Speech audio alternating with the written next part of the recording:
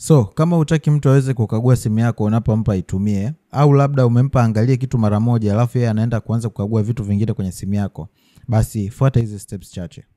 Ingia settings kwenye simu yako, alafu utakuja hapa palipoandikwa accessibility, then utascroll chini kabisa mpaka ufike sehemu iliyoandikwa guided access.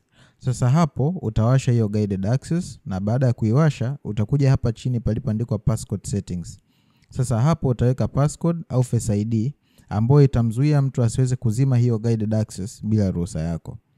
So baada ya hapo, siku ukimpa labda mtu atumie simu yako, utafungua hiyo application ambayo unataka mtu aiangalie, na baada ya kuifungua triple tap au utabonyeza mara 3 kwenye hiyo power button, na baada ya hapo utakuja kubonyeza hapa juu palipoandikwa start.